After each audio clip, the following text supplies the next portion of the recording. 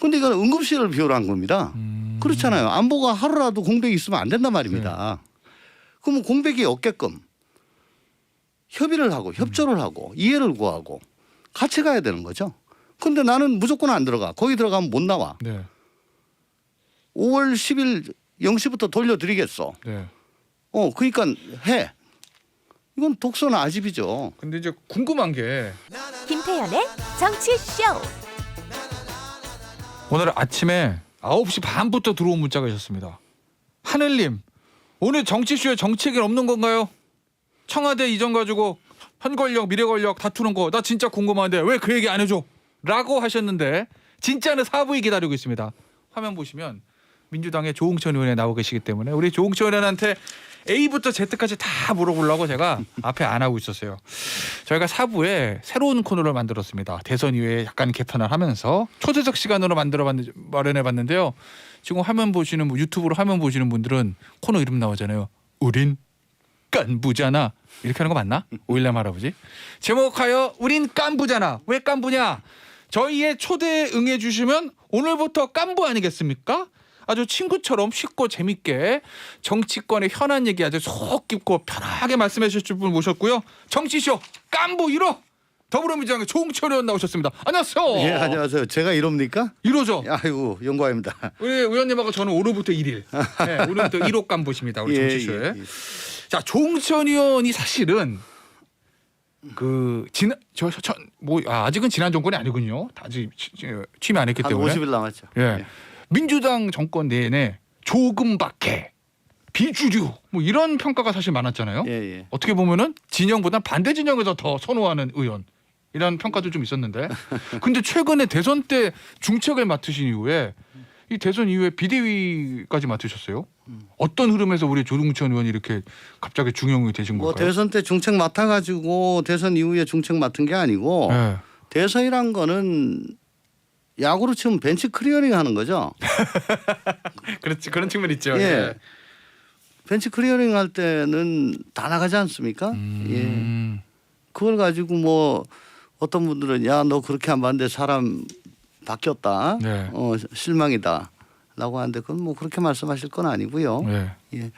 그리고 대선 이후에는 어쨌든 저희가 패배를 했고 네. 예. 10년 주기설을 저희가 깨버리는 그런 뭐 정말 오명을 얻게 됐고 네. 그러니까 당연히 반성과 쇄신을 해야 될 거 아닙니까? 그럼 반성과 쇄신은 누굽니까? 조응천이죠. 예. 알겠습니다. 그 얘기 저 민주당의 비대위 얘기는 잠시 후에 조금 더 여쭤보도록 하고 역시 가장 뜨거운 이슈는 윤석열 당선인의 대통령실을 청와대 집무실을 용산을 이전하겠다 요거 아니겠습니까? 네네. 근데 어제 청와대에서 조금 협조하기 저기 어렵다는 취지의 얘기들이 좀 나왔어요.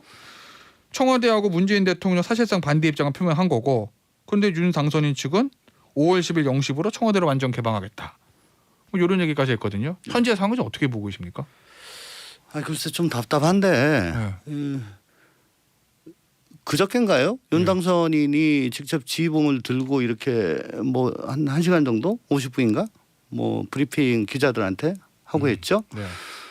근데 그 전에 미리 실무자 간의 청와대와 뭐 긴밀한 소통 뭐 그런 게 없었나 봐요. 그러니까 서로 간에 이해하고 또 협조하는 분위기 그런 게 있었더라면 이렇게 뭐 갑자기 하는 뭐 뒤엎는 것 같은 뭐 경로하고 뭐 이런 게 있을 수가 없는 건데 사실 뭐 얼마 안 남았습니다만은 5월 9일까지 국군 통수권자는 문재인 대통령입니다. 형식상 그렇죠. 그렇죠. 예. 형식상이 아니고 실질적으로 실제로도 그렇죠. 예. 안보는 5월 9일 24시까지는 문재인 대통령이 책임을 져야 돼요. 네. 예. 저 1분 1초도 안보는 소홀히 할 수는 없는 거 아니겠습니까?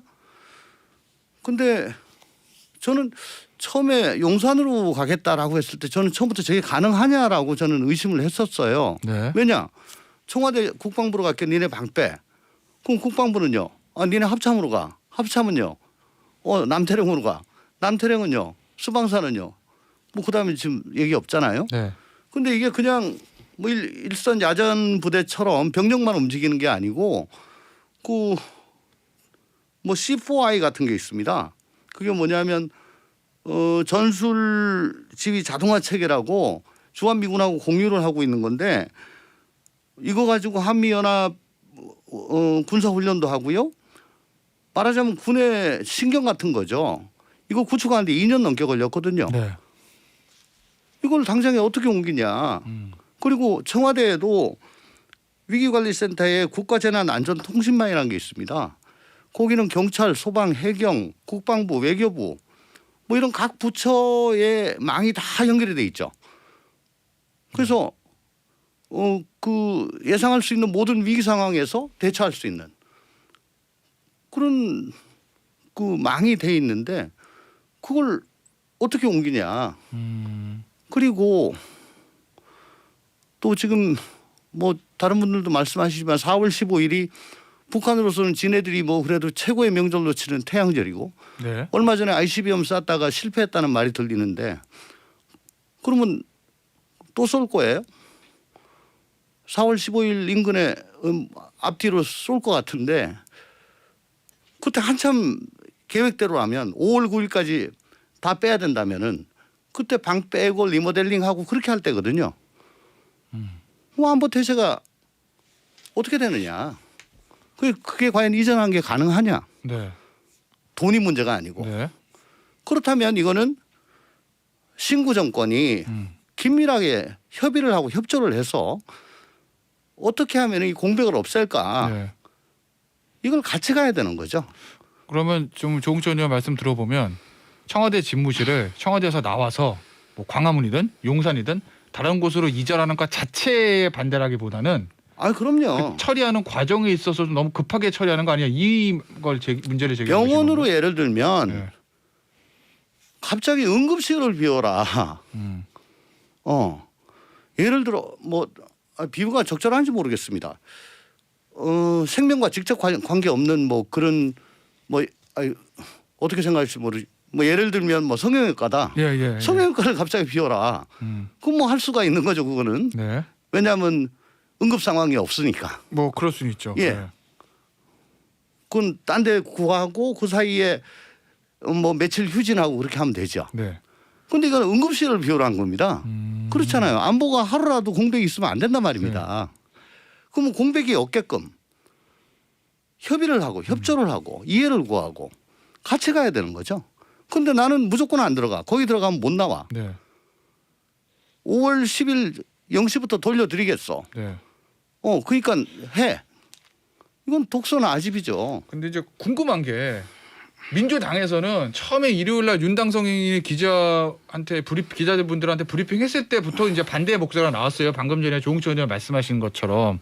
근데 어제 좀 흐름을 보면 어제 아침에 박수현 수석의 아침 라디오 인터뷰 보면은 저희도 광화문 시대 열겠다고 공약했습니다만 당선인의 의지가 잘 지켜지기를 저희도 기대하고 있습니다. 이렇게 좀 긍정적인 메시지가 나왔다가 오후에 이제 공식적으로 일종의 반대 의사를 표명한 거잖아요. 근데 어제 오전에 윤호중 비대위원장이 당 회의에서 민생의 백해무익하고 국가안보의 재앙과 같은 선택이다. 이러니 레임덕이 아니라 취임덕에 빠질 것이라는 말까지 나온다라고 이제 강하게 이제 반대 의사를 표명했거든요.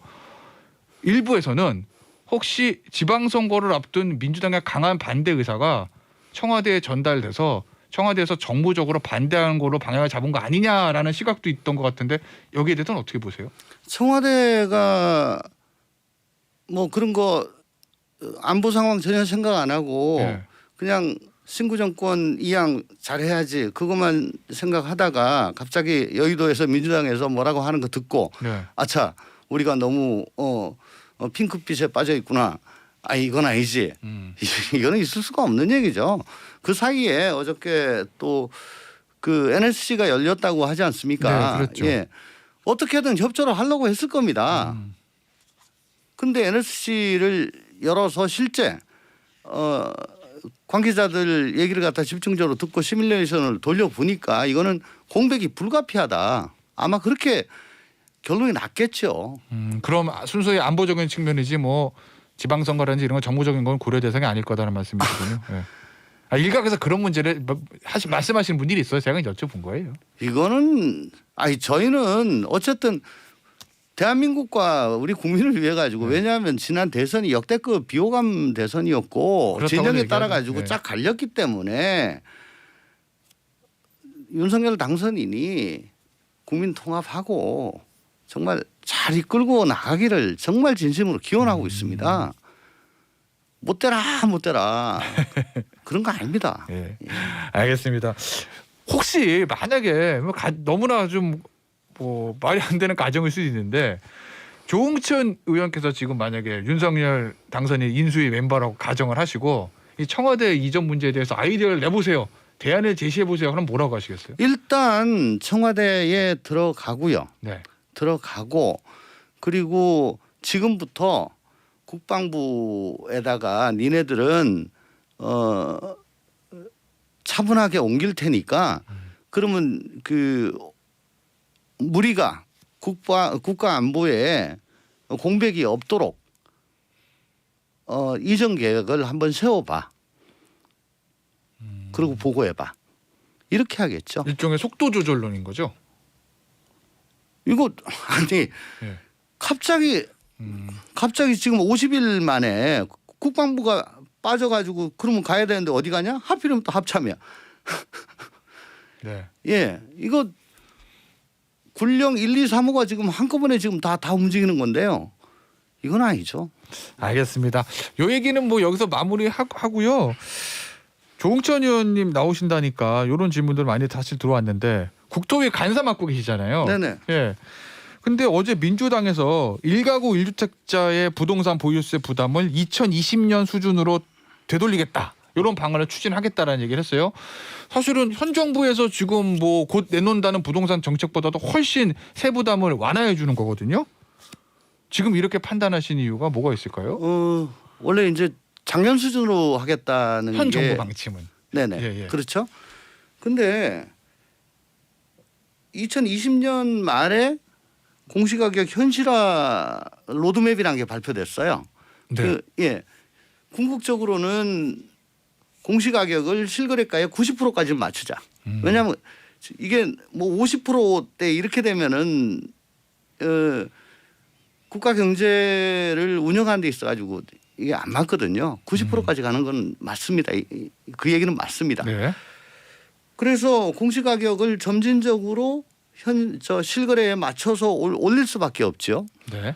그런데 하필이면 2020년부터 잘 아시다시피 부동산 가격이 급등하기 시작했습니다. 그랬죠. 그러니까 두 가지 요인이 한꺼번에 겹치면서 국민들의 세부담이 뭐 이건 상상을 불허할 정도로 엄청나게 늘어나게 된 거예요. 공시가는 현실화되고 현실 부동산 가격도 올라가고. 네. 그런데 공시가 현실화 계획이란 거는 이거는 전국적으로 가야 될 길이기 때문에 지금 이거를 수정할 수는 없습니다. 네. 그리고 부동산 가격이 갑자기 오른 거 이건 정부가 잘못한 거죠. 다세대 그러니까 집을 여러 채 갖고 계시는 분 네. 그게 투기 수요라고 추정이 되는 분들 네. 이런 분들까지 저희는 뭐 보호할 필요는 없는데 1가구 1주택 실소유자라고 생각을 해보면 나 살라고 그냥 집 한 채 갖고 있어. 네. 그냥 근데 갑자기 니네들 뭐 공급도 안 하고 그 공급 잡으려고 갑자기 뭐 세금으로 막 어떻게 조져가지고 그거 정책 잘못돼서 집값이 막 헐헐 날랐어. 그런데 거기다가 공시가격 현실화율 한다면서 그것도 올렸어. 네. 근데 내가 뭘 잘못했는데 도대체 세금을 이렇게 1, 2년 사이에 몇 배를 내야 되는 거야? 그분의 입장으로서는 실소유자 입장으로서는 억울할 수도 있죠. 억울하죠. 네. 황당하죠. 그러니까 이거는 그분은 그냥 내가 살고 있는 집 그냥 계속 계신 거밖에 없는데 이거는 마땅히 국가가 정책을 잘못한 거니까 구제를 해드려야 된다라는 거죠. 이거는 어차피 윤석열 당선인도 비슷한 얘기를 공약으로 내걸었으니까 뭐 네. 민주당이 오케이 하면은 뭐 이거는 현 정부 하에서나 아니면 다음 정부도 추진이 될 것 같긴 한데 양당의 입장이 다르지 않으니까요. 6월 1일부터 재산세 이제 부과 기준이 6월 1일자로 이제 그렇죠. 결정이 되니까 예. 미리 결정을 해야 되는 거죠. 예. 내일 공시가격 공시가격이 이제 몇 프로 오를지 발표가 되죠? 아파트 예. 공동주택 공시가격 인상률이 내일 발표가 됩니다. 네. 근데 저희들 생각으로는 작년도 공시가격 아파트는 19.05%가 올랐어요. 올해도 거의 비슷하게 올 것 같아요. 네. 그러면 아파트 가격이 전혀 안 오른다고 치더라도 재산세는 늘어날 수밖에 없는 20% 가까이 오르는 거고 또 거기다 종부세가 있잖아요. 종부세 그렇죠. 아니었다가 종부세 대상으로 편입이 되고 예. 거기다가 저 지역가입자들 건보 대상자로 편입이 되고 또 건보료가 엄청 늘고 뭐 그런 여러 가지 문제가 생기죠. 이게 사실은 정치권이다 보니까 항상 뭐 저희 같이 외부에서 관찰하는 사람들은 선거를 생각 안 할 수밖에 없는데 6월 지방선거 앞두고 수도권 민심 달래기용 아니냐라는 시각도 있는데 거기에 대해서 어떻게 보세요? 왜냐하면 서울에서 이번 대선 때 부동산 많이 오른 지역 중심으로 해서 민주당 이재명 후보가 좀 적고 그 서울에서의 표차만큼 이제 거의 전국 표차가 난 부분들이 좀 있잖아요. 그래서 아마 그런 말씀들 하시는 것 같아요. 솔직히 부동산 정책이 예. 그동안에 좀 반성을 해야 될 점이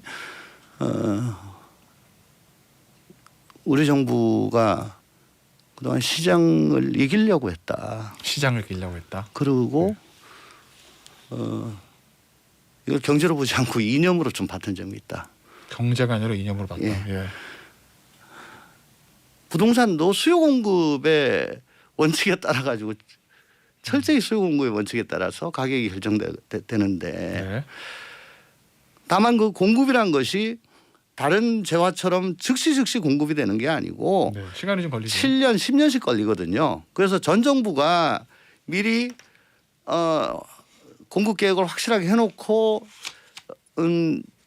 공급을 시작하지 않으면은 적어도 이 정부에서 공급을 확실하게 하겠다는 계획을 세워가지고 시그널이라도 줘야 되거든요. 네.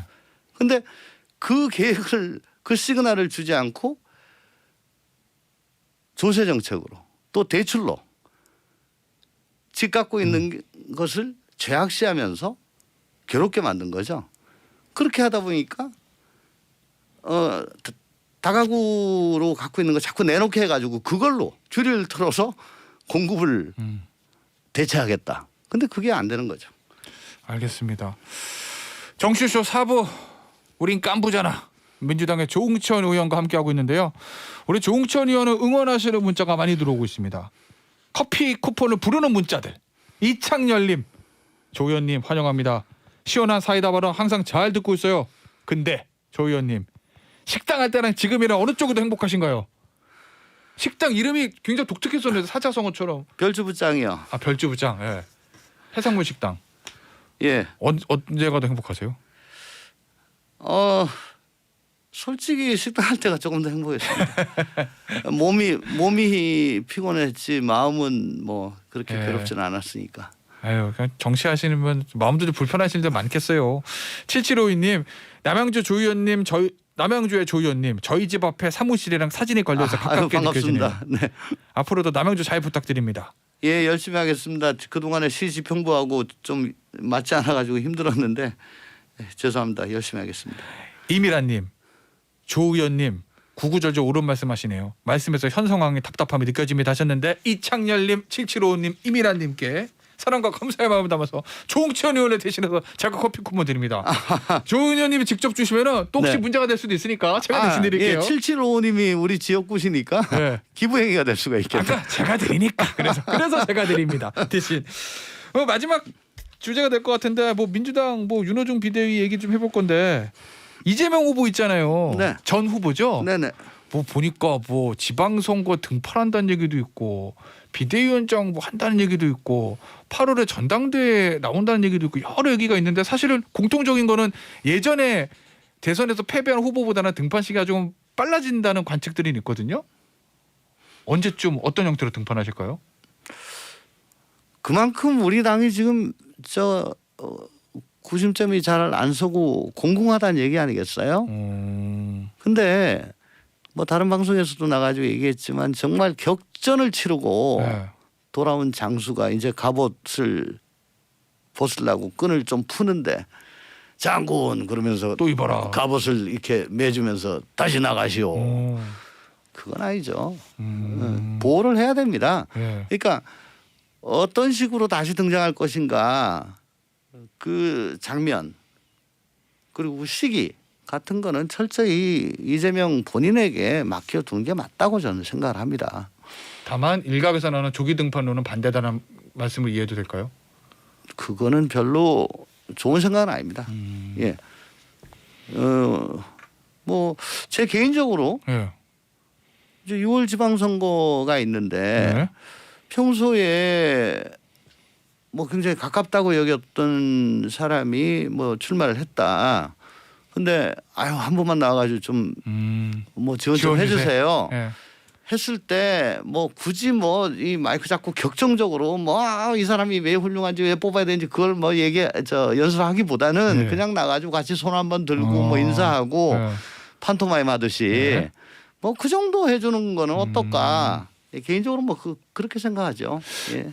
앞서도 잠시 그런 언급해 주셨는데 지금 이재명 후보가 다시 차출돼야 되는 얘기가 나오는 것 중에 하나가 현 당의 상황을 좀 보여주는 거다라는 말씀하셨잖아요. 역시 윤호중 비대위가 생각만큼 잘 안 굴러가서 그런 거 아니에요? 그게 대선이 이제 3월 9일이었죠. 네. 10일 날 오후 늦게 송영길 그 대표가 그 최고위를 열어가지고 윤호중이 싫다는데 윤호중한테 당신이 비대위를 맡으시오 그러고 자기들은 해산을 해버렸어요. 싫다는데 맞고 해산한 그런 예, 거군요. 예. 아니, 나도 책임 있다. 예, 예. 근데 법통을 이어가야 되는데 그러니까 원내대표가 단기간 비대위원장 맡을 수밖에는 없습니다. 네. 예, 단기간. 단기간. 왜냐하면 선출직이니까요. 네. 근데 그 임기를 그러면 다음 비대위원장 뽑힐 때까지 혹은 2달 안으로 당헌 당규에 정한 대로 그렇게 했으면 상관이 없는데 이걸 8월 전당대회 때까지 그러니까 무려 한 6달 가까이 네. 라고 정해버렸어요. 근데 거기에 대해서 소통이라든가 뭐 당내에 의견 취합이 없었던 거죠. 그러니까 선호가 뒤바뀌었습니다. 그 이후에 이렇게 됐습니다라고 이제 당내에서 의견을 모으니까 이제 난리가 난 거죠. 그 여파가 아직도 뭐 완전히 사그라들지 않았습니다. 다만 24일 날 신임 원내대표 선거가 있습니다. 네. 그리고 4월 1일 날 자, 1호 간부 조홍천 의원과 인사드리면서 저도 물러갔다가 내일 들어오겠습니다. 감사합니다. 깐부라고 얘기도 안 하고 훅 들어오네. 감사합니다. 감사합니다.